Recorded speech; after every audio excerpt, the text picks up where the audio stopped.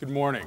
It's our pleasure to be here. It's our pleasure to be back at Finovate this time. Vidoop has been working for the last 3 years to solve a problem that I know that many of you have come to think of as a necessary element of reality, but we've been working hard to solve the problem that the idea is that usability and security are necessarily a trade-off.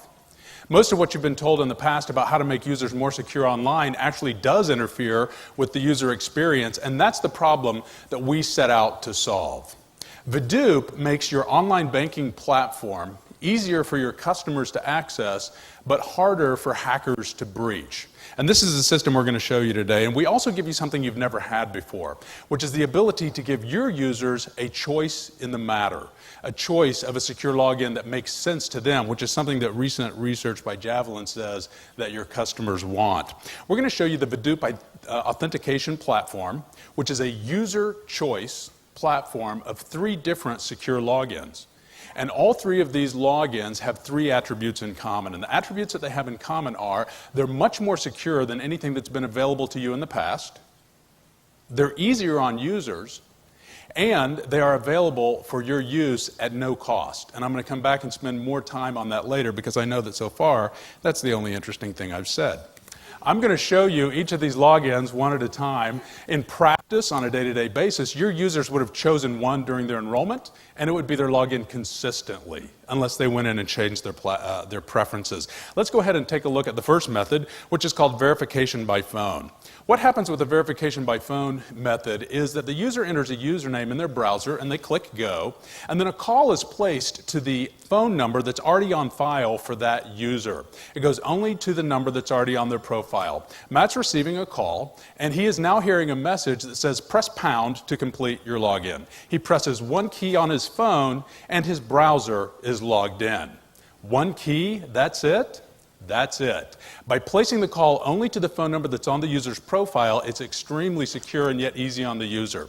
If you have customers who are concerned that other people have access to their phones, the pound symbol can be changed to a 4-digit PIN, which makes it even more secure, and your customers are very accustomed to using 4-digit PINs. 2 years ago, when the FFIEC threw down the gauntlet and said you have to improve login security, there were very few choices available. Javelin just reported 6 weeks ago that compliance with FFIEC may or may not equal security. That's why I know so many of you are still thinking about this, especially because we know from Poneman now that 50% of the cost of a data breach is borne by your marketing department to restore damaged brand equity. And so security is still a very relevant topic, regardless of what you did to get the bank examiner to stop mentioning the FFIEC 2 years ago. Let's go ahead and take a look at the second login, which is called the ImageShield. And if you were at Finovate in April, we showed you this login at that time. It's a flagship product that's still baked into this login platform. If you've ever made the statement, I can't name all the streets right now, but I know how to get there, you understand why this system works, because it's based on recognition versus recall. Recognition is an easier task for the human brain, and all Matt has to do is recognize a path based on some choices that he made during his enrollment process, and he has a secure login. The next time he logs in, the images that are shown to him are going to be completely different. That's important for security, and much discussion about this is sort of beyond the scope of the 7 minutes that we have today. But if you'll come see us afterwards, I'll go much deeper into what's happening. But what's happening is we're hiding in plain sight a secret that Matt knows how to recognize because of choices he made during the enrollment. You may notice that we've reduced the guessing space some, and so I'll point out that the display is withheld completely from unauthorized users, and we can tell you how we do that if you'll come visit us.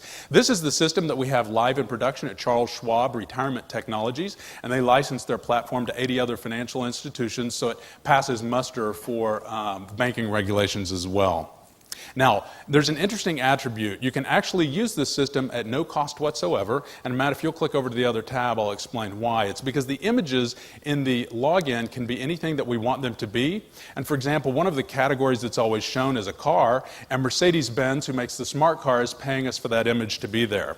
Now, you can choose not to have that and use the system by license fees, but if that's okay with you, you pay nothing to use any of this. So security is also no longer expensive.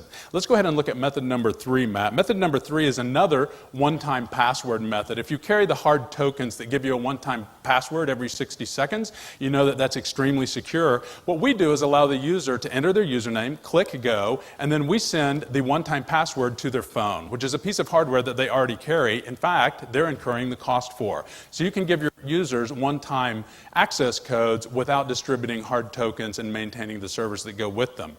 This call can be either an SMS text message or a voice call. And an interesting attribute of this is even if you're not using our entire login platform, you can use this system to automate your password reset. I know that the number one call to most of your call centers is password reset, and the average cost is $27. You can use an automated method to replace that and save a tremendous amount of money. In addition, our flagship login is ready for the mobile space, and if the audio-visual people will help me, we'll switch over to the other display. And Matt is showing you a mobile phone, and the flagship login that we did, number 2, is actually ready. So when the user enters the username, Matt will press enter, and you'll see that the ImageShield will come up, and it is formatted specifically for the mobile device. Celent is saying now that by 2010, 35% of your online customers will be logging on from a mobile device. And interestingly enough, 11% of your customers who refuse to bank online would log on with a mobile system if a good one were available to them. So this is a huge topic. When the image display comes up, Matt can either scroll through it, or you can push the auto scroll button and the images will scroll by, and the keyboard will come up so that you can enter your code that way as well. So for the first time now, security and usability are no longer a trade-off. Security is no longer expensive. The problems have been broken. The problems have been solved. And you have the ability now to give the user a choice, which is something that they want in the matter. If you'll come talk to us afterwards, we'll look forward to that and explain to you a lot more, go into the technology for anybody who's interested, and thank you very much.